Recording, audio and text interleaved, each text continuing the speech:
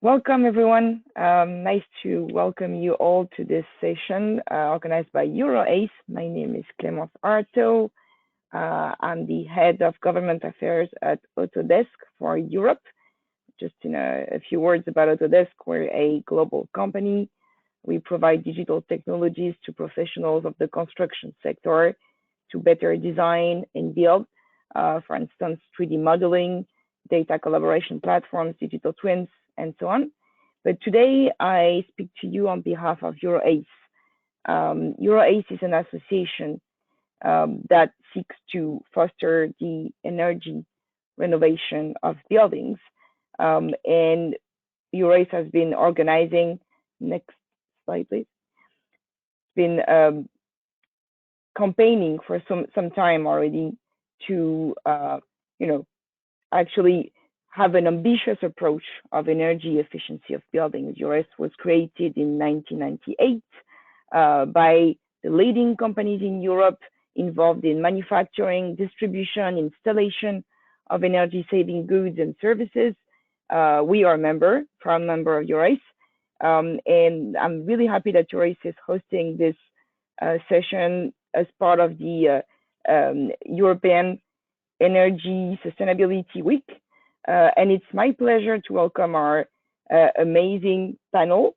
But before we get to that, I want to say a few words to set the scene of this session and explain to you why we, maybe a few words to say about the membership of EuroACE. Of course, my fellow corporations, members of EuroACE, those are just a little bit of the companies. You can see there are companies that manufactures products for buildings, companies that manufacture digital technologies and develop software to better operate buildings. So I think we're bridging here the traditional ways of buildings and the new ways of building, all of that to better, to make sure that buildings are more sustainable in the future. Apologies for this. So let's move on to the next slide and set the scene for this discussion. We all know that we have an energy crisis today and looming in the next months. We also know that buildings are a substantial users of energy. We have an aging building stock and an increasing need for buildings. So how do we reconcile all those elements? One way, and that's what we believe at EuroACE, is to think ahead and to plan for the future. We absolutely need resilient buildings to help us face climate change and to help prevent and address future energy crises. We know also that in this future of buildings, digitalization and data-based solution will be key. We actually have the tools, but we need to use them. We need to plan ahead for the long term and also start using those tools as early as possible. We can plan, design, build and operate buildings in a more sustainable way. We can optimize energy use at every step of the way. We believe that the ambition expressed in the Repower EU plan can and should be translated in the Energy Performance of Buildings Directive, also called EPBD, and that this directive currently being discussed is a huge opportunity to deliver and accelerate on energy efficiency of buildings in Europe. So to discuss this today, I am very happy to welcome this amazing panel to help us, plan ahead. As you will see, we have the pleasure to hear from both the policymakers, MEP Sean Kelly, who unfortunately had to travel today, but he very kindly sent us a video intervention that we will listen in a second. We have Daniela Bachner from the CNEA, European Commission Funding Programs for Energy Transition. And then we'll hear from member states and from the people who actually implement initiatives to better understand our building stock, to better gather data about the building's energy use, and to collect and assess and use those data to better plan for the future. So I'm really happy to welcome you all. And let's start by watching what MEP Sean Kelly, who is also a shadow rapporteur for EPBD, has to say to us. Good morning, everybody. Let me begin by thanking EuroACE for inviting me to speak today during the EU's Sustainable Energy Week. Although I unfortunately cannot be with you all in person, it is my pleasure to send you a short video message about this important topic, namely the need for smart and flexible technologies and long-term thinking in achieving the objectives of the renovation wave. When the Commission set out its plan at the beginning of the term, the Green Deal was at its core. Renovation of the EU's building stock is a key Green Deal priority. But of course, we've seen significant changes in Europe since this. We have faced and overcome the worst pandemic in 100 years, the economic consequences of which will have lasting implications, but also a war on our doorstep that has fundamentally changed the trajectory of energy transition and caused a crisis in security of our energy supply. This has caused inflation to skyrocket and soaring energy prices for consumers, significantly affecting millions of EU citizens, businesses, and the economy more broadly. It is also likely that this winter will comprise of some very tough challenges. The Energy Performance of Buildings Directive is a key piece of legislation in the European Green Deal, and its revision will have wide-ranging implications for the EU renovation wave and the EU's climate goals. The revision of the directive, which we are working on now in Parliament, introduces new standards for energy performance to decarbonise the building sector and revises requirements for national building renovation plans. Yet, I do not get the impression that the enormity of the challenge represented by the renovation wave is fully appreciated. The scale alone demands a much greater level of attention, but there remain many barriers to renovation. Cost and availability of workers being amongst the most difficult hurdles. Like the transformation of the energy system, ensuring the climate readiness of the entire EU building stock presents significant logistical, financial and administrative challenges. Yet, it has much more direct implications for social inequality. The slowing economy and increases in cost of living will have significant implications for consumer purchasing power and personal savings. Therefore, we must be aware that imposing obligations without providing sufficient means to achieve standards has the potential to increase inequality. Those who can afford innovations will be insulated from rising energy costs, while those who cannot will face rising costs.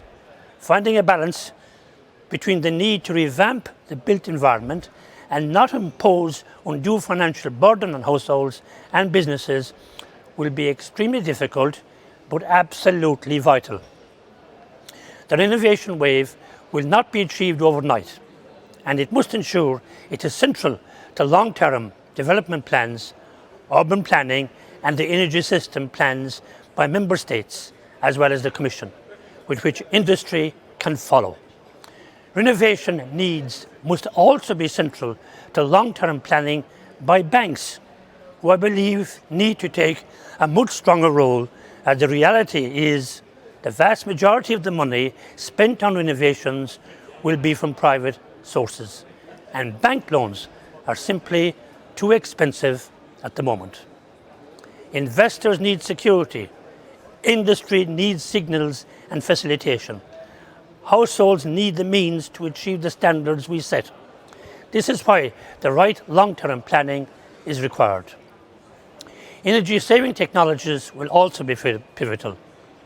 These are cost-effective solutions with a high yield on return of investment, allowing us to utilise much better primary energy consumption.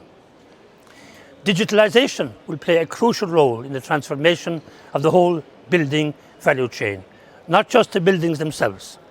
We will see this in particular in the monitoring of all building systems with direct feedback to occupants, municipalities and power grids. Data-driven technologies open up new ways to ensure buildings are sustainable, ecological and consistently user-friendly throughout their entire life cycle, from the design phase, the construction phase, until the operational use of the building. It is clear we need to embrace digitalisation, but core aspects of the revised EPBD will be how data will be transferred and maintained. It will be pivotal to create a clear and fair legal framework to leverage the use of data to improve transparency, develop benchmarks and guide policy decisions, as well as improve actual energy consumption. Thank you once again to EuroACE for the invitation to speak, and I hope you enjoyed the discussions today. We can't reduce what we can't measure. So this is an important point that I noted from Mr. Chantilly's intervention. And I want to ask Mrs. Brachner to come in to be able to share her own presentation. Thank you, Daniela, for being quick to respond. So talking about funding, can you tell us a little bit more about the program you manage for, energy transition and supporting digitalization in Europe, please? Thank you very much for the introduction, Clémence. And I think I can very well relate to what MEP Shawkani tried to say. I will give you a glimpse of what we do at the Climate, Infrastructure and Environment Executive Agency, in short, EMEA. First slide, no, the previous slide, please. So, both related to long-term renovation strategies, but also digitalization, in order to support projects and feed the experiences from those projects back into evidence-based policy making. EMEA manages a wide range of different funding projects which are linked to the European Green Deal for the European Commission. For example, parts of Horizon Europe, the Innovation Fund, parts of the Connecting Europe facility, as well as the LIFE program, for which I represent today. So in a nutshell, we fund projects that move the market or research in a specific field forward and provide feedback from these projects back to the relevant stakeholders in the European Commission, which then develop the policies. In my short intervention today, I would like to give you some examples how digitalization and the underlying data of the built environment provide opportunities for the different stakeholders. And I will stay on a rather overarching broad level. So we won't go into very details in terms of simulation tools or so on, but we would really focus on the overarching level. Next slide, please. Exactly, thank you. So what MEP Shawkani tried to already refer to is the key pieces of the climate and energy legislation, which are the EPBD, the Energy Efficiency Directive, and the Renewable Energy Directive.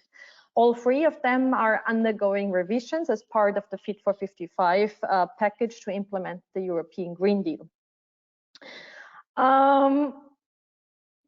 Just to mention that also the Energy Efficiency Directive puts energy efficiency across all sectors into the spotlight with binding targets, but it also includes the exemplary role of public authorities with respect to building renovation and the achievement of nearly zero energy buildings. So also in the EED, there is this reference to the building sector, but clearly the European Performance of Buildings Directive, the EPBD, is the key piece which relates to energy performance building data. And the revision of this EPBD which is currently, or which has been already this year discussed in the European Parliament, but also in the Council of the Energy Ministers, has several important changes to deliver the headline targets of doubling the renovation rate, achieving the renovation targets, and implementing deeper energy renovations in the European building stock. First, it contains a proposal to introduce mandatory minimum energy performance standards also to existing buildings. Second, it contains a proposal on building renovation passports and a deep renovation definition. So to really go towards staged renovation and this deep renovation. Thirdly, the long-term renovation strategies would evolve to building renovation plans and increase in importance. And fourth, the EPBD revision draft also has a strong focus on smartness, on smart readiness of buildings, and there are now included a specific article on data access for users and the exchange of data between member states. And there is also an article on the databases for energy performance of buildings with a reference to the EU building stock, and I will come to that a bit later. So, as a conclusion for this revision of the key legislative pieces, you can see that the building renovation receives an even stronger role in the legislation, and building performance data is key in order to strive for ambition and to assess the compliance with the climate targets. Next slide, please. Thank you. Many different organizations and topics are working on data initiatives, be it data collection, new data analysis approaches, data platforms or services linked to that data. But why? Which data and how does it work? First, next slide, please. I would like to focus on the why. So the benefits to the different data users. If we split the different stakeholder groups into three main groups, which are the building owners, financial institutions, and the policymakers, it has benefits to make use of that vast data which is available for different reasons and different aspects. So for the building owners, it's clearly to monitor better the energy use of a building and to verify the implementation of energy efficiency improvement measures, for example. But it also provides opportunity to do benchmarking within a portfolio or with others, to have a decision support tool to strive towards energy, but also cost savings then, and to derive evidence-based recommendations for the other stakeholder groups. When it comes to the financial institutions, which play a key role in the implementation of the European Green Deal, you will remember that the European Commission focuses very much on the role of private finance to implement the investments necessary for the implementation of the Green Deal. For the financial institutions, data is essential to do the evaluation and monitoring of finance projects, but also to provide benchmarking and more, also to fulfill reporting obligations related to the ESGs and to the EU taxonomy. And thirdly, for the policymakers, database is crucial to do performance tracking, to assess if the targets, the policy targets are achieved, and as a database for future policy and program development. For example, to develop targeted funding schemes for renovation target areas, for example. So this overview is coming from one of our projects, which is Track, and I would like to move on to the next slide, please. Because I would like to give you an overview of what we already have in place. So this is the EU Building Stock Observatory, which is a central tool for data evidence on the European building stock. So we have a central repository with information on the building stock, which allows to search for information, and it combines data from different sources. For example, the official statistics, so Eurostat, but also different research projects and different reports. both on a European level and on a national level. This database or the repository supports the monitoring of the impact of the implementation of the EPBD, and the relevant articles of the EED and Renewable Energy Directive. It covers a broad range of energy-related topics and provides information on the building stock, the energy consumption, the building elements and technical building systems installed, but also energy performance certificates, nearly zero energy buildings, the renovation rates, but also aspects such as energy poverty or financing aspects. So you have really a wide variety of different data which is fed into the repository, and it is composed of almost 250 main indicators. It's currently undergoing renovation. So we have a revamp in 2023. And the call for tenders has been closed last week, and now the evaluation has started of these offers, and so we expect to have a new service contract in place next year to really move forward with an update of the observatory and the revamp. One of the projects we are financing, which feeds into this building stock observatory, is the Build Hub. So if you would move on to the next slide, please. And this project dedicates all its efforts to building a stakeholder group of data users and data providers. So data subjects in principle, and develop a roadmap on how to better feed in building data into the EU Building Stock Observatory. Because clearly not all the data points which are in this huge observatory are filled at the moment. So an improved data collection approach is needed to regularly update this data and to keep it up to date and to fill the existing data gaps. What Build Hub also does is that it has it has set up a data hub where the stakeholders can provide and access data of the stakeholder group. So they can share the data, and the project also develops services based on that building data within the hub to bring most benefits to the user groups. In addition to Build Hub, there have been a couple of other projects launched in recent years, which focus on a big data approach to fill the data gaps in the Building Stock Observatory, but also to develop a reference architecture for the data collection. So to really have a template how the data should look like in order to make best use of the existing building data, because there are tons of data out there, but sometimes the data structure doesn't fit to each other well, and therefore the reference architecture for the building data is crucial. Those projects also develop big data tools, perform statistical analysis, provide data visualizations, and business intelligence. If you move on to this next slide, please. I would just like to give you a glimpse of how we proceed.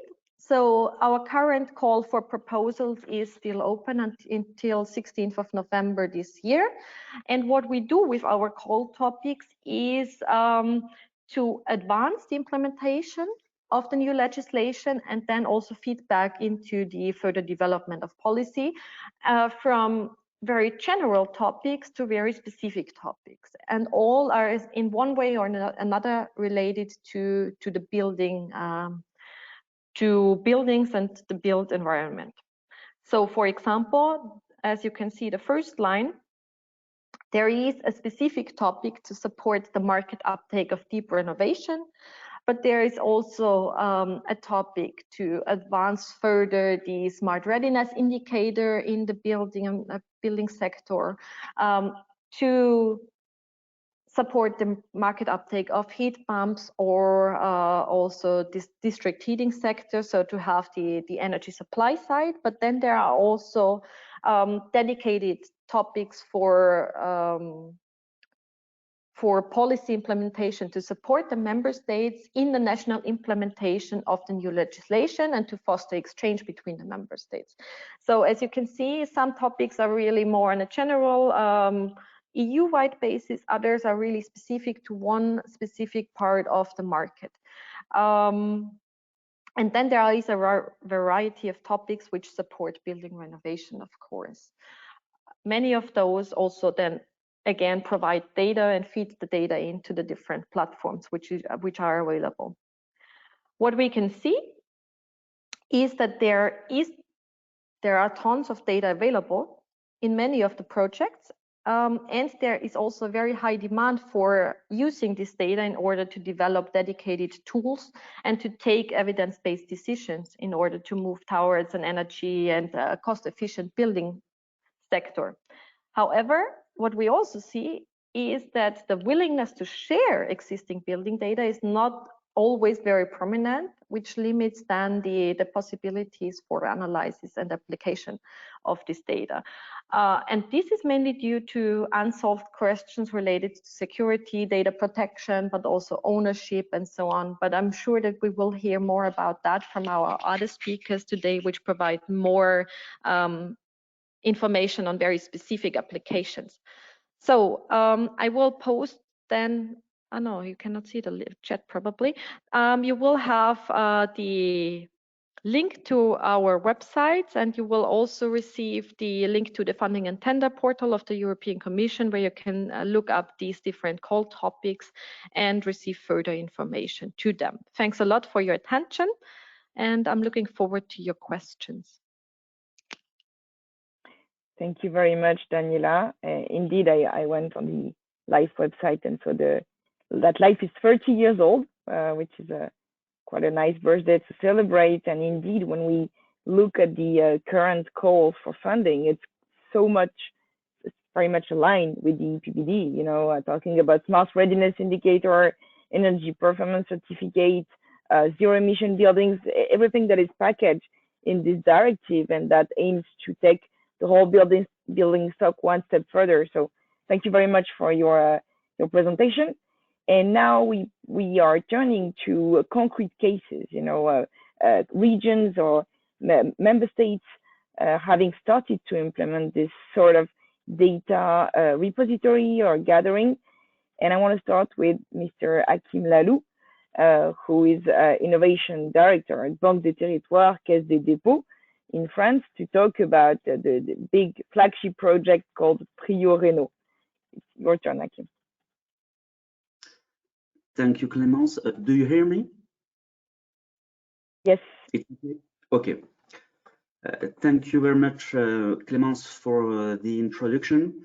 I'm very glad to be here today for this roundtable, and very glad indeed to have the opportunity to present to you how we will accelerate thermal renovation of public buildings in France thanks to data, and more precisely thanks to Reno, which is a French public law tech for good dedicated to facilitating local decision of renovation. And then, what is Reno? It's a new and a totally free access and concrete method. It's a new French public policy approach enhanced by 2,000 gigabytes of data with the goal to facilitate local politics decision about thermal sieves renovation among the 500,000 French public buildings. And Reno automatically identifies buildings which represent a renovation priority based on data on each building, on each one, and on actual energy consumption, which are automatically at disposal, and it does not have to be filled locally, and it's fundamental in the Reno's value proposition, with mapping that allows local discussion with citizens about the renovation strategy. So why Reno, and what the strategic purpose behind it. EuroACE's approach, the next slide please, has been developed because, first of all, the reality and the volumes of renovation in the territories underlines the fact that we are today in a better trend than in the past, but still very far from public policy ambitions despite the climate urgency. And secondly, among the obstacles to local decision making, there is a significant lack of knowledge about the building stock for each territory. The majority of local authorities having no or limited expertise in-house for this knowledge, while it is the very first step to the decision. And thirdly, to have this knowledge about all the buildings, we know that the engineering and data collection costs are important, leading many local authorities to temporize the decision of launching engineering studies and thus actual renovation. And it is therefore of high importance to give to local authorities a key-turn first vision of its building stock and pre-identification of the 10 to 20% of potential thermal shifts to motivate them to launch studies and then start renovation. And with EuroACE, we have this conviction that no need to postpone, since the first step towards renovation is quite easy.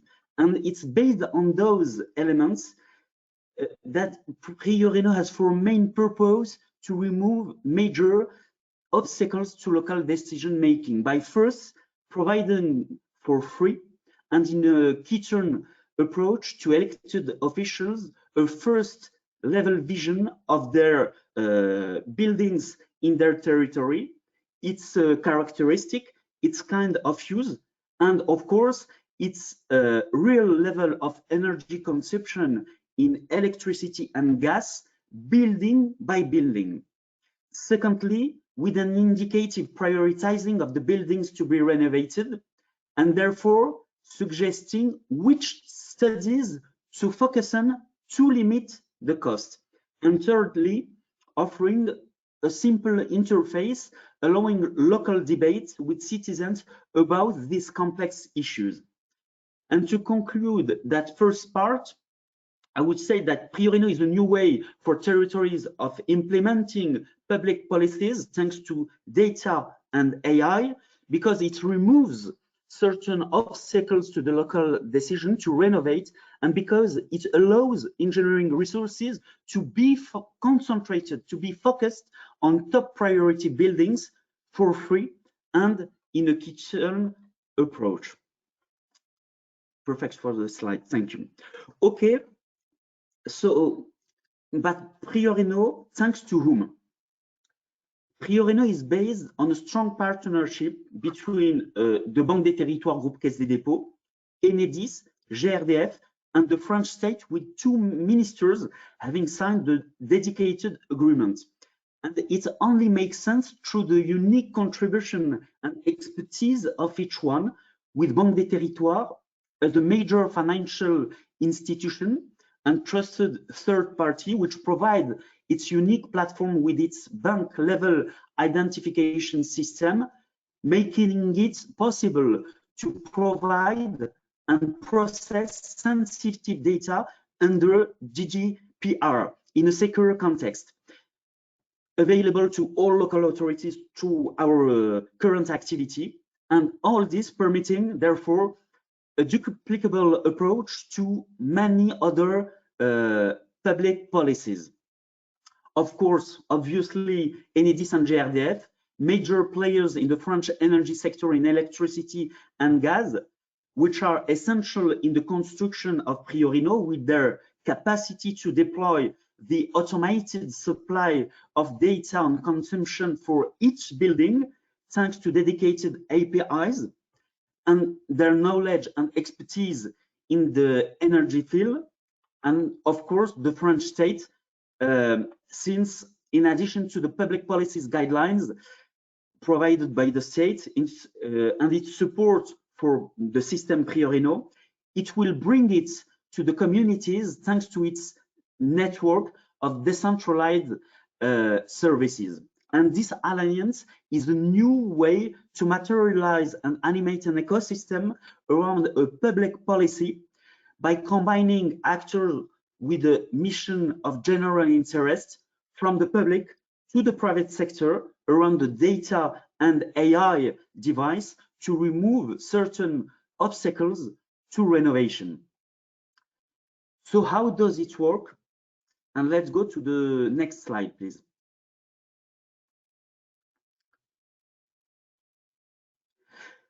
In fact, PrioReno is based on 2,000 gigabytes of geographical data. Among them, we have a lot of data. We have the entirety of the French landfills, for example. We have aerial images which are processed using algorithms based on learning methods. We have access to data on real energy consumption for each building, etc.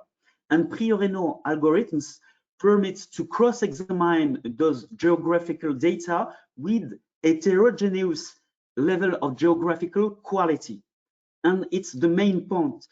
All the innovation and the complexity of PrioReno, totally transparent for the user, come from the fact that it has to improve the heterogeneous quality of the data consumed to maximize the creation of value at the building level. So if you agree, let's take a look at a short video we have about PrioReno, which have been deployed on the Banque des Territoires platform in July.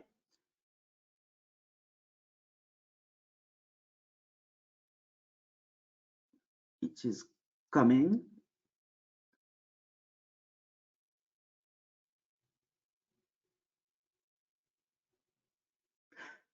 And in fact, in a few clicks, the community can better understand its building stock and the characteristic of each of them with indicative prioritizing of the building for which a study must be launched. So we have some images of PrioReno launched on Banque des Territoires platform in July. And we will complete this technical vision of the building stock by a few data of importance, such as, for example, the solar potential building by building, estimated by the French startup EMEA, whose expertise in deep learning to generate data for territories is deeply recognized. And ultimately, like what we saw, from the moment the community has given its agreements for the transmission of energy consumption data by Enedis and GRDF, all the computations are carried out on servers and made available in a few minutes, effortlessly and for free. Okay, but I think that at this stage, your question is now, okay, but is it reliable? In fact, we're at the very beginning of this story, but what can I tell you so far on the results and perspectives? First of all, about the quality. We performed an experimentation with 60 territories and their experts, and they clearly validated PrioReno's prioritizations based on their knowledge of their own building stocks. On top of that, we have a beautiful city in France, Grasse, which is well known for perfume, with which we have co-financed 2 years ago an engineering study on their about the renovation of their school buildings, and for which we have all the results. 120,000 euros and 10 months. And in fact, with PrioReno, we got exactly the same top 10 buildings to renovate in priority in a few seconds and for free. So the quality of PrioReno is quite high enough to specifically and automatically point the buildings for which renovation studies have to be launched in priority. And we have this conviction that the impact on local decision will be clear. And on the last slide, furthermore, we opened the application in July, and the high level of interest has been clearly confirmed with 1,600 applications at the beginning of September. And we have a lot of exciting perspective, but I see that I'm too short on time to develop it. So to conclude, we hope that PrioReno will give some ideas for other European countries. And last but not least, I invite you to listen to the point of view of one of our important users for 2 minutes. And of course, I will be at your entire disposal for questions afterwards. Thank you.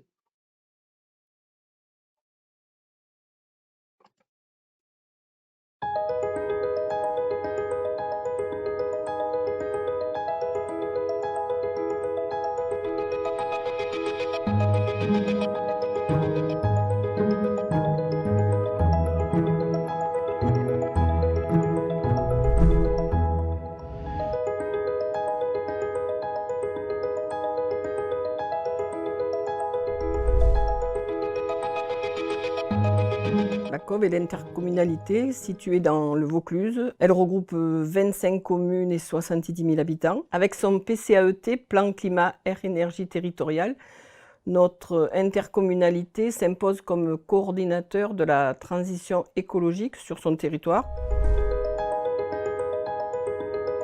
Cette solution permet un pré-ciblage des bâtiments publics qui sont à rénover en priorité, grâce à la remontée des données de consommation électrique et de gaz des collectivités. Nous pouvons consulter un outil cartographique en ligne pour identifier les sites les plus énergivores parmi l'ensemble de leurs bâtiments. Je pense que oui, car c'est un outil qui permet de donner une vision globale du parc et d'identifier les gros consommateurs, absolus ou relatifs, en fonction de la surface des bâtiments. C'est la première étape pour savoir où diriger nos efforts. Ils ont été impressionnés de voir la quantité des données que la Banque des territoires a pu récupérer. L'aspect carte est également un choix intéressant dont ils m'ont parlé, car il permet de recouper toutes ces informations en gardant un format lisible.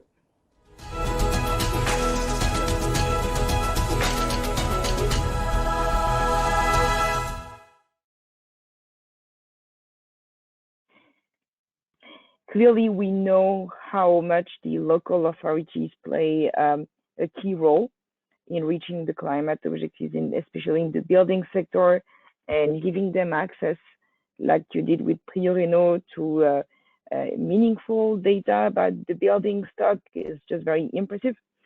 It's also, I must say, one step forward in the direction of the EPBD recast. The Article 19, I believe, wants each member state to create a database, sort of repository for energy efficiency data, and then to transfer them into the EU Observatory that Daniela was mentioning just before. So clearly everything is connecting, and I'm super happy that you presented to us this solution, Akim. Let's turn now to another solution that is being tested as we speak in a different region. We're moving to Flanders with Roel Vermeeren, who's going to present to us the zoning pass that was created and implemented in the region. Floor is yours, Roel. Thank you very much. So I'm working with the Flemish Energy and Climate Agency on the long-term renovation strategy. And one of the crucial tools in this strategy is the building passport. We call it in Dutch the woning pass. Next slide, please. I'm just going to give a brief introduction in this tool. The why, the challenge we are meeting with this tool, the roadmap we had the last couple of years, and then at the end a small look into the woning pass. Next slide, please. So why did we develop this building passport? The main thing is to minimize the administrative burdens during the life events of a building. So the actual building of the building, but also the renovation, and also the moment where buildings are sold. So we like to integrate all the certificates that are needed for these actual moments during the building's life. And then we would like to give the owner and the buyer a view and an advice on all the relevant building aspects, especially the ones that are linked to the long-term renovation strategy and the goal that is there for each individual building, but also other issues. I will talk about them a bit later. And very interesting to mention is also that this building passport was a co-creation. It was not only our idea or our development from the Flemish Energy and Climate Agency, but we got a lot of help from the colleagues of the Department of Environment, also the Housing Department, and even the Waste Department. And so we can talk about a real co-creation activity, and also the budget was divided under these partners. Next slide, please. So the challenge was to build a free digital passport that was automatically compiled for the homeowner, who can ultimately also share it with others, with third parties. So information includes different topics. We would like to share it in one platform, and we use user experience design to build it, because if you build something that's not user-friendly, then the success isn't guaranteed. So in the picture at the right side, you can see this actual databases that are used to fill the building passport. So actually we're sharing government data from various sources. So the building passport is not a new overall database. It's just like you could say a digital interface that's plugging all these underlying data from these various sources in a very user-friendly way. Next slide, please.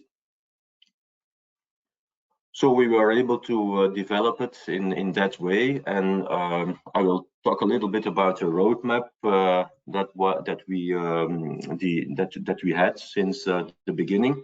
So end of 2018 was the launch. Then we had in 2019 already a second version. Then there are various in-between developments and also future plans. Next slide, please. So in the beginning, the building passport contained some general building information, of course, the address, some data on energy, on insulation, the installations, the solar potential, and some maps of the surroundings. So we called it a light version, especially since it was it was in the beginning like a passive set of data, but from the beginning it was the ultimate goal to have it in like a more interactive or dynamic tool. So that's why in 2019 we already came up with a new dashboard to make it more user-friendly. We had also the mobile-friendly version, so you can also consult it on the mobile phone. And we also introduced the Mobi score, which is basically a monitoring tool or an indication of the mobility of a single building. Then already in November 2019, we included the building permits, which are in another database stocked, but which could be viewed within the boarding pass as well. And we also included a feedback tool within the building passport. And that's basically the work of our live project, Be Real, that's working on various parts of the renovation strategy, but the actual development of the building passport is also one of these actions. And yeah, we included a feedback knob within the warning pass, and with this knob we managed to have a lot of user impressions and they were used to further develop the tool. Next slide, please. So then we moved to 2020. So essentially, to know is in the warning pass, there's also the energy performance certificate. So it is included within the warning pass. So the owner can consult this energy performance certificate, and it's also including the advice to renovate the building towards the long-term goal 2050. And you can see it in this these labels at the top side. And yeah, I know these are just some illustrations, but the figure is showing the works that need to be carried out for this typical building to reach the long-term goals. And it's also giving a direct link towards the grants that are available for these works. Then in April 2020, also the soil certificates got in, and also very important, the possibility to share the building passport with third persons, because the building passport is basically an individual tool. It's for the building owner. It's free, so basically he or she can open up the building passport in a digital way with digital ID or other tools. And from April 2020, it was also possible to share it with third persons like an architect, building contractors, your bank, other renovation advice schemes, and name it. Then in November 2020, we also linked another tool. It's the Check Your Energy label tool, and that's basically meant for situations where there's not an energy performance certificate available. These owners can easily, within the warning pass, have a simulation of the EPC, and it gives them an indication of the energy performance of the building and a benchmark with similar buildings within the region they're living. Then in December 2020, we also had a functionality added with that gives an overview of the renovation works that are carried out for this building, and also a tool to directly applicate for the grants for renovation, for energy renovation works. Next slide, please. Yeah, now we went on, beginning 2021, we also included a check tool for the dwelling quality that was developed by our colleagues of the housing department. And that gives, in a few clicks, an overview of the basic quality feature of the building. It's very interesting tool for buildings that are in a bad shape, and these data needs to be included when you're making up a renovation decision. Then in March 2021, also the water installation inspection data were included, also the sewers, and always in a user-friendly way, showing it in a map, showing the location of the building.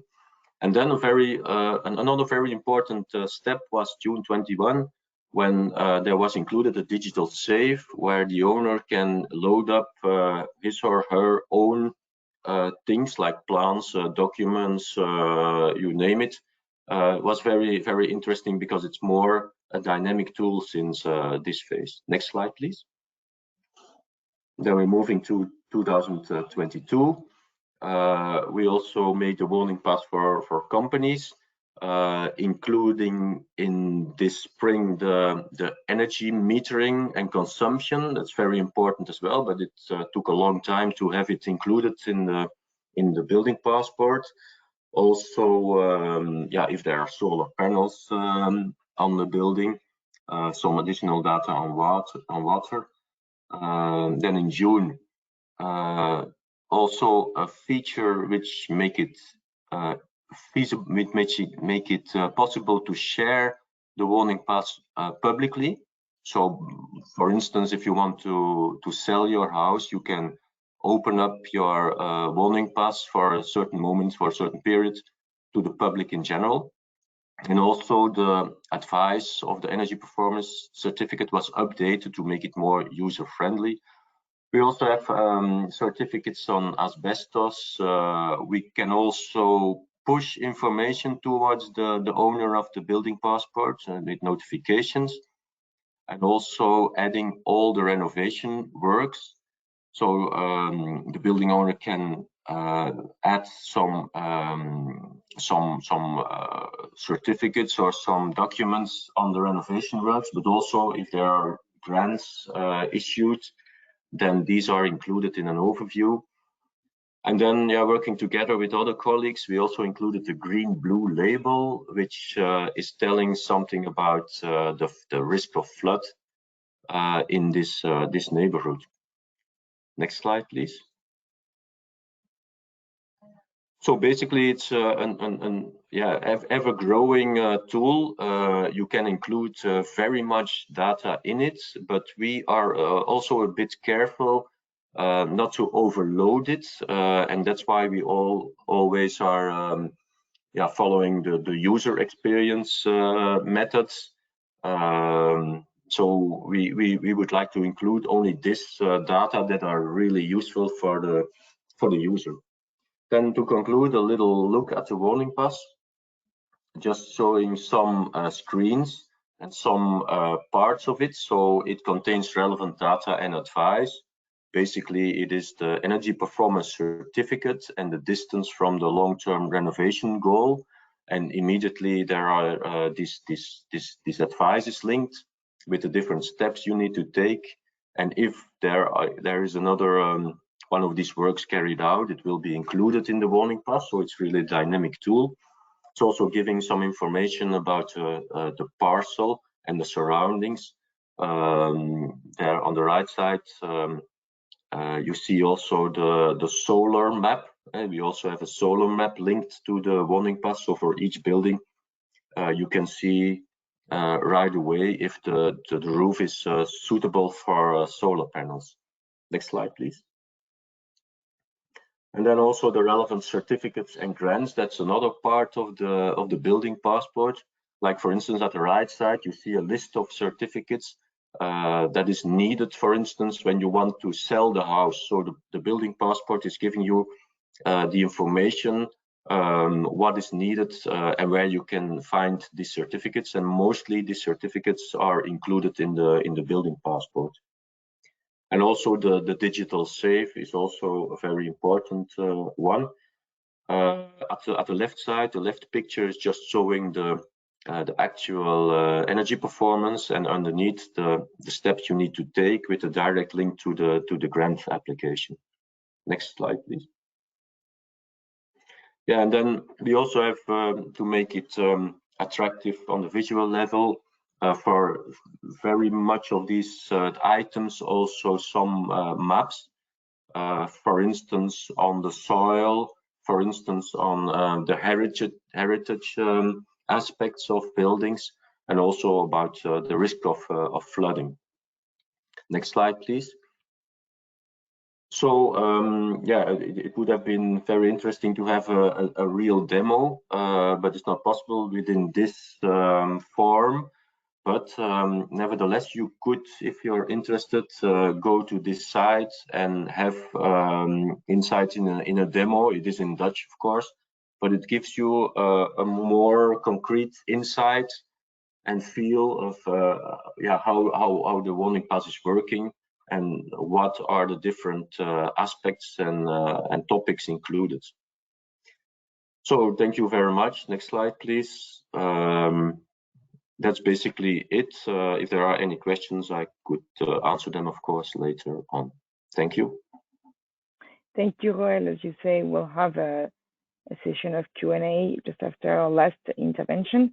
I have to say, so we spoke about, providing data to local authorities and now to building owners. And, when you're an owner of a building and you have to renovate it, I must say, I would love to have this type of passport. It's a mix between a digital building logbook, renovation passport, and I love the fact that it includes the energy performance certificate, It's really a great initiative, and I think we're going to have a third example of this type of initiative coming this time from Greece with Mrs. Alice Korovesi, who's the managing director at the Institute of Zero Energy Buildings. This institute is our Greek national partner of the Renovate Europe campaign. But this project that Mrs. Korovesi will present is broader than this. So I'm looking forward to hearing from you, Alice. Thank you, Clémence. I hope you can hear me well. So greetings from Greece. I will present some information about the Building Renovation Passport and what the aim of these passports are, while I will present also some outcomes of the two projects, Ibro and Ibro to EPC, that our organization is engaged to, two projects that have been and are funded under the Horizon 2020 framework. In the next slide,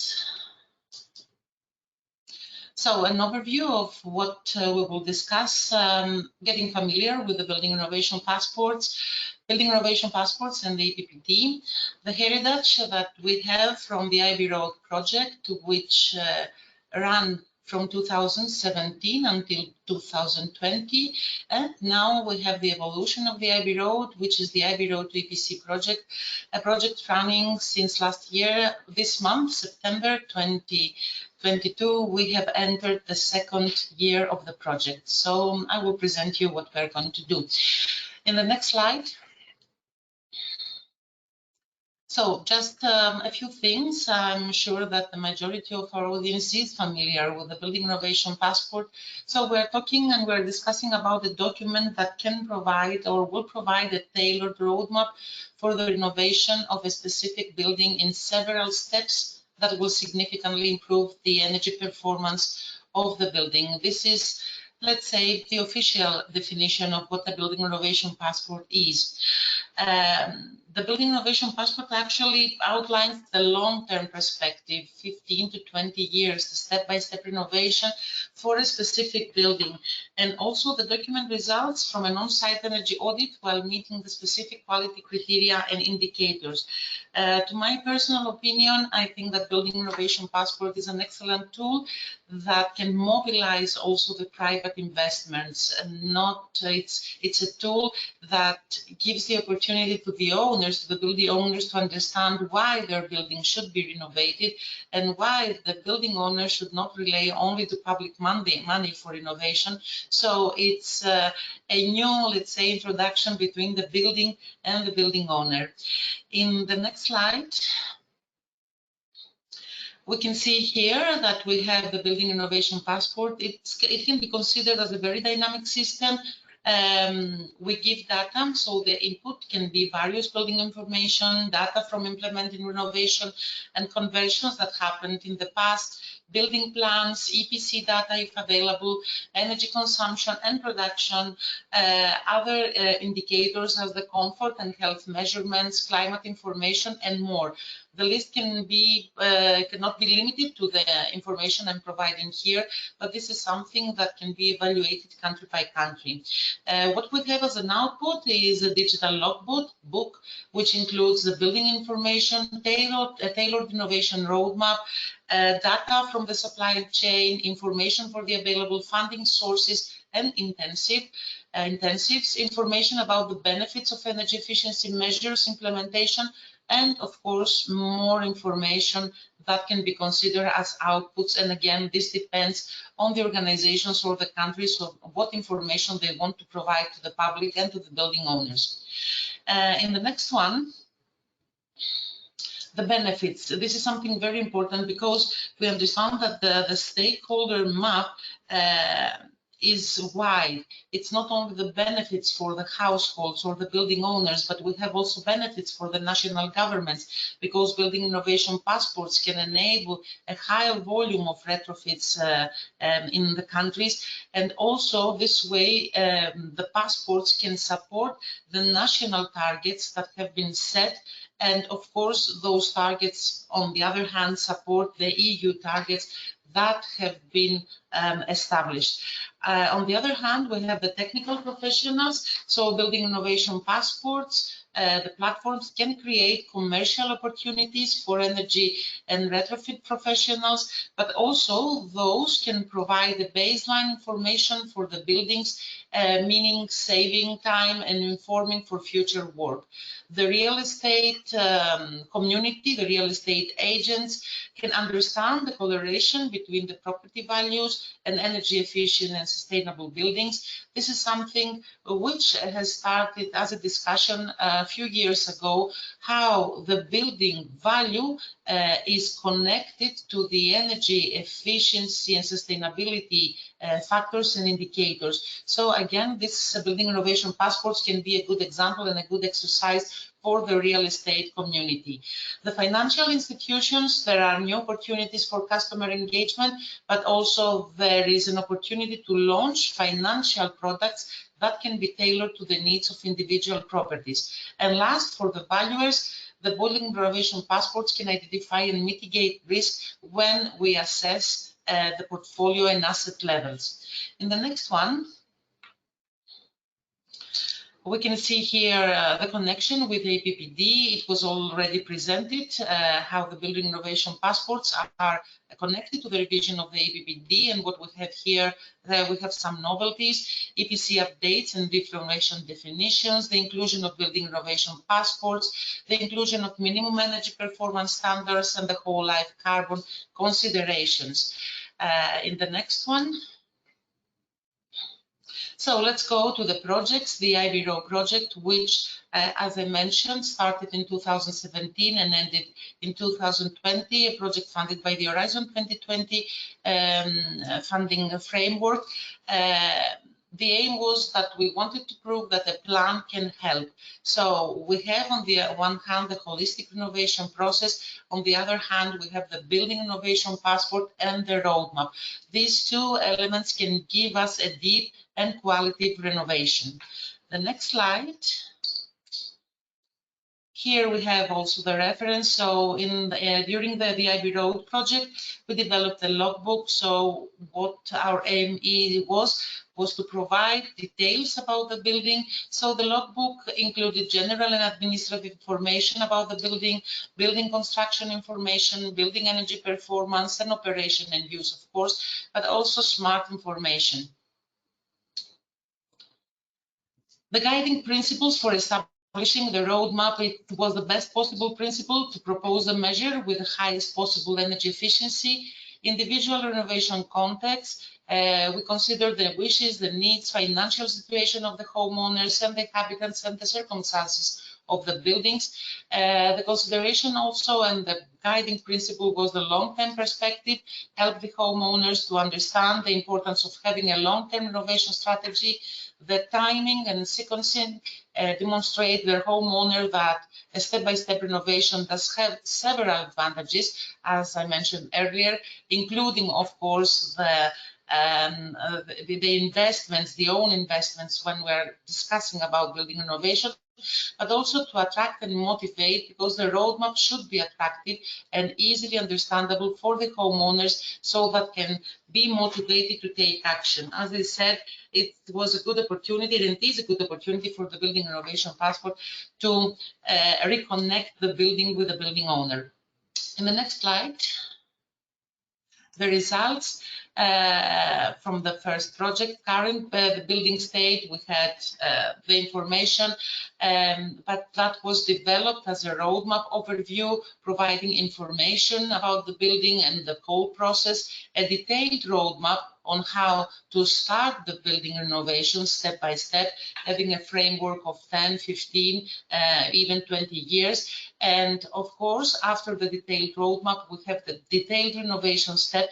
And this is something that was very useful for the building owners, because they can understand the process, they can understand, they can minimize the risk and have, you know, the lock-in effect of making bad decisions when it has to do with renovation, starting a renovation process without considering the other elements. So the whole process resulted in a very detailed renovation step, supporting the building owners in their decisions. In the next slide, Here we can see also some elements, how the repository is working, all the elements that are included, and how we actually have now a detailed file about the building. So despite the fact that this building can be sold or used by another owners, now we can provide to them all the building information, so any decisions, future decisions, can be more easier for the new owners or for the new inhabitants. The next one, some slides that they are accessible to the Ibro Project website. We produced a lot of reports on how this process can be adapted by countries. So we have considered all the elements within the national version of the Ibro. We have here a report about Bulgaria, Poland, Portugal, Belgium, and Germany, the pilot countries of the project, while in the next slide, we have also produced some training material that they are again available on the project's website, the handbook for energy auditors, and how energy auditors can benefit from the whole process of the building innovation passports, but also to train them on how to use it. But in addition, a report about the Ibro training toolkit that was produced during the project period. In the next slide, some pictures from the training sessions that happened in the pilot countries and more. Next slide. And here we have the testing results from Bulgaria, Portugal, and Poland, the pilot countries of the project. And what we have seen is that we have a 60% average improvement when we are using the building innovation passports and the whole process instead of using the as of now renovation process. The results were very promising, and of course we consider that all this process can benefit the whole area of stakeholders that they are involved and engaged in the process of the building innovation passports and the use of them. In the next slide, some more reports, and you can find them. They are very useful, policy briefs, how to protect the personal data when implementing the Ibro and the Building Innovation Passport. Roel also mentioned the GDPR issues in his presentation when he discussed the boarding pass. So yes, the personal data and the data, how they are handled, is a very important element when we're discussing about building passports. In the next slide, we have now the Ibro EPC, so we had the heritage of the Ibro project. This project started in 2020. The same countries with an addition, Spain is also here with us this time. And we have 6 pilot countries, and we are trying to see how to integrate the building innovation passports into the energy performance certificate schemes in order to decarbonize the building stock. In the next slide, you can see here the graph starting from an EPC and the very specific information that the EPC are providing to the authorities, to the building owners, to the stakeholder environment in general. Then we have the Ibro EPC, and we are moving to the next generation of the EPC, having more information that we need and we aim to include. Information about the current energy performance, the uses of Ibro elements to expand the EPCs, on-site visiting by energy auditors is required, customized recommendations for deep renovation information to avoid the lock-in effects, owners' needs and living situation are considered, tested for single-family and multi-family and public buildings. We can evolve into the building innovation passport, and of course we consider the mandatory when building is constructed, sold or rented. The building innovation passport, then the Ibro logbook and renovation, you can see here the differences, how the evolution happened. In the next slide, what we are trying to do with the building, the Ibro EPC, the new project, is actually to support the merging to EPC with the building renovation, to adapt the Ibro concept to the current future EPC needs, to test and evaluate the Ibro EPC in 6 countries, and also to facilitate further exploitation in other countries as well, in EU level, if this is applicable. In the next slide, you can see here the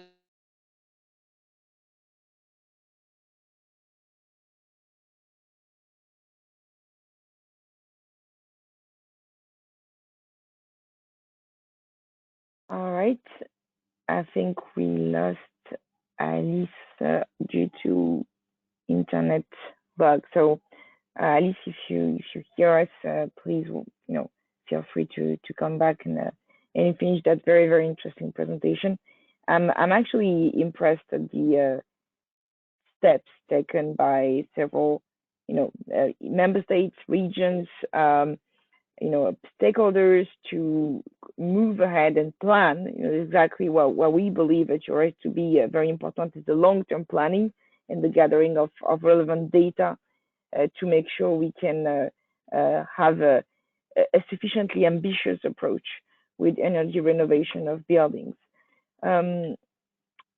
If Alice is not coming back, then maybe we can start with a few questions. Please, everyone in the audience, ask your questions on the YouTube chat, please, so we can see them. And I'm gonna ask our speakers to come back with us to answer a few questions. But before that, just a few words to say that those projects clearly show the need for a holistic approach, across life cycle, across geo, across stakeholders. This is very impressive that we can have this data available to public authorities, but also to building owners. And I think this is the way this is evolving. Oh, Alice is back. Can you hear us, Alice? I don't know if you can hear us. Can you hear me now? I want to give you the chance to say a few words of conclusion. Your presentation was cut before we move on to the Q&A. Okay, I just wanted to, I had only 2 slides, but in general, that was the project. So we can proceed probably with the questions. I'm sure that the presentations will be available. Apologies for that. Sometimes we cannot manage and handle what is happening with technology and the internet. Yeah, I think it's also the joy of being able to meet well apart, with the downside being that sometimes it doesn't work. But thank you very much to all for your presentation. We have actually a few questions in the chat. I'm hearing an echo, so maybe we could be on mute. Yeah, thank you. There was a question, Hakim, when you presented Prior Reno, asking if you have the data on traffic within each building. So, is that clear for you? The question, do you want to answer? I'm not sure to perfectly understand the question, but the word traffic. We have a lot of data about the buildings. We don't have data about the traffic in general, about all the 500,000 buildings in France. However, we have indeed open data about the number of students for each school in France. And we have 60,000 schools in France, so it's a big piece of cake. And we have this kind of data to analyze the level of consumption, but it's not integrated in Prior Reno. We have this data, but it's not integrated. Okay. Thank you, Hakim. Okay, thank you very much. While we wait for other questions from the audience, I have a question for you, Daniela. Clearly, we see that there is a lot of work being done by the European Commission around those issues. We know that there's work on the smart readiness indicator, on the digital building logbooks, and clearly those national or regional initiatives must be an inspiration. I want to ask you a bit concretely, what do you see as the next steps? How do you, what's the interactions between your program and what the Commission is doing to work on those, on providing a common framework for instance, the digital building logbook? Well, I would say the interlinkage between the policy development and then what we are doing in the funding programs is clearly the market uptake. So the support to really get that to the ground, to the different projects and to the organizations we have here today. So we have seen some great examples, and the linkage between what is already existing and what should come further in the policy development is clearly those market uptake activities, which basically support initiatives of peer learning, of engagement between organizations which are already more advanced and those which want to uptake good or best practices. Thank you very much, Daniela. And so we still have a few questions coming up. I want to ask, to our speakers that presented local experimentation, what is the key learnings that they have from those initiatives? We know that they are destined to be Europe-wide, so it's great because you are taking a step ahead. At the same time, going from a national to an EU-wide initiative might not be that easy. And maybe, Akim, starting by you presented a wonderful data gathering project that is today, from what I understand, reserved for local authorities. So those data are only accessed by local authorities. Tomorrow is the EPBD recast. When the EPBD recast is adopted, France will have to create a publicly accessible database and then transfer it to the EU Observatory. How do you reconcile the two? Is it something you already have in mind? We're at the beginning of the story.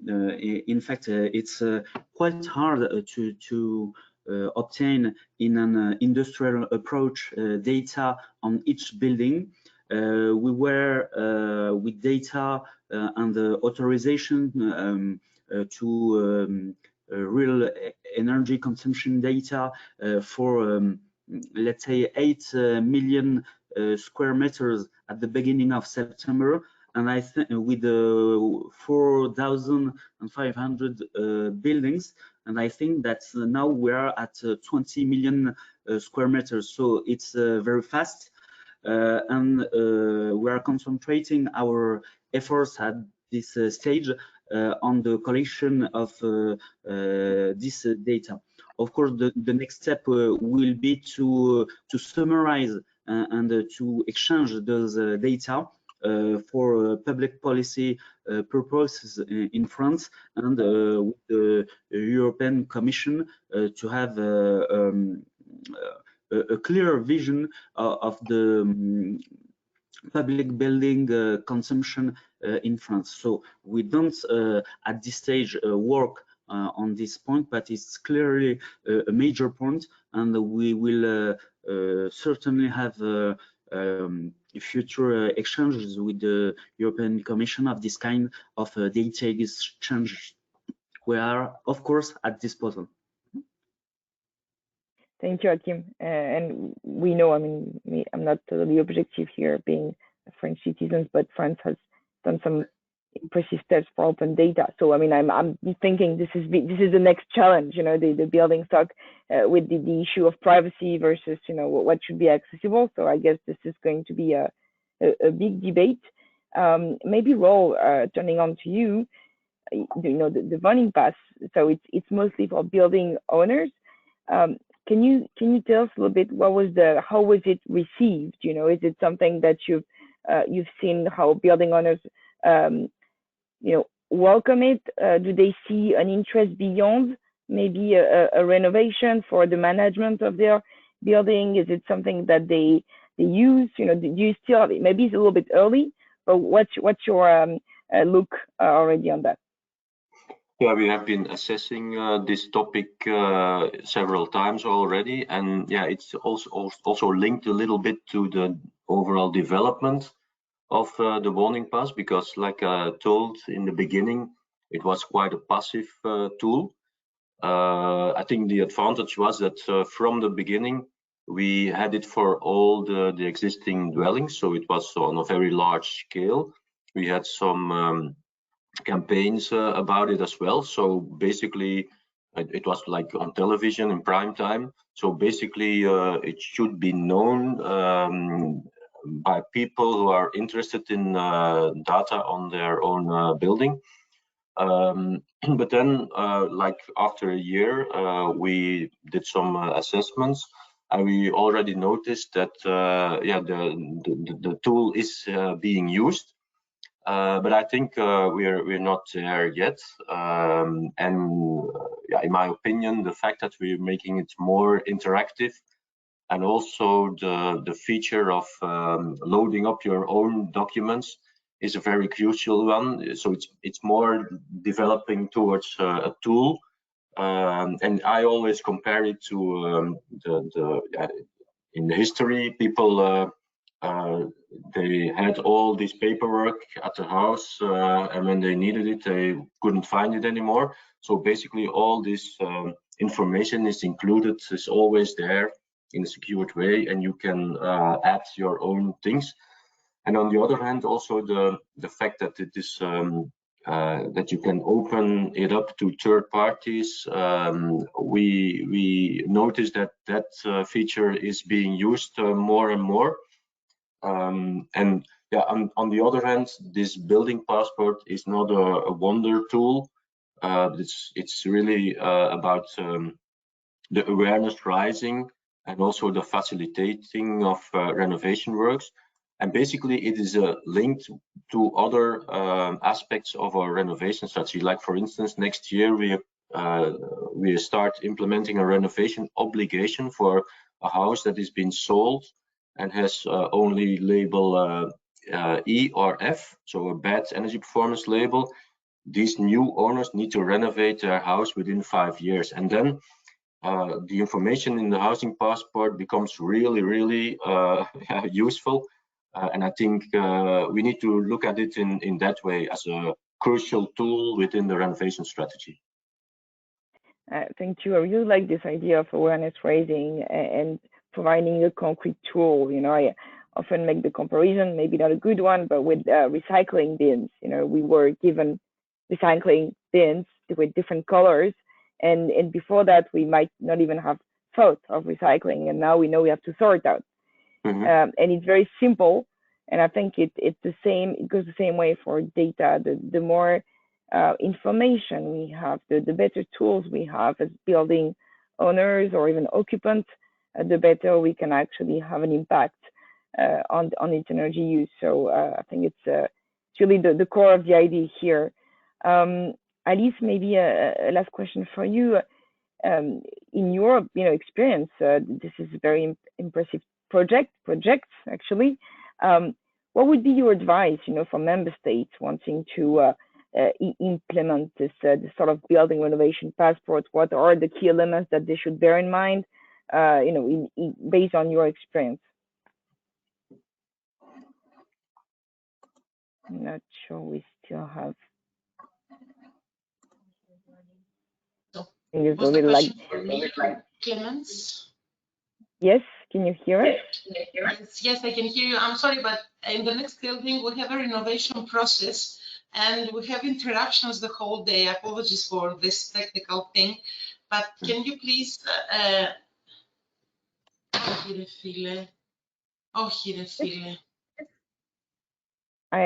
can repeat the question, and yes, please. So in your experience, what would be your main advice to member states wanting to create or implement this kind of solution? Yeah, actually, they need to consider all the national targets, and also they need to consider how those targets, the national targets of renovation, are aligned with the EU strategy and the EU objectives. It is important that all stakeholders be in the same group, discuss and understand the value of such tools that can support in 100% the renovation process that the country wants to move forward. So it's a matter of inclusion. All stakeholders should be there. All stakeholders should understand the values. But the most important thing is to make building owners aware and also to educate them why a building, a renovated building, an energy upgraded building can benefit them in multiple ways, considering also the health factors. This is an exercise that needs to be done by the member states, and the other exercise is to sit all the stakeholders in one table, including, of course, the building owners. Thank you very much, Alice. That was very clear. And we've reached, I think, the end of our time together. It's been very instructive. I want to thank each of you. I think we have a clear idea now that in order to reach those ambitious climate targets in the building sector, we really need to plan ahead.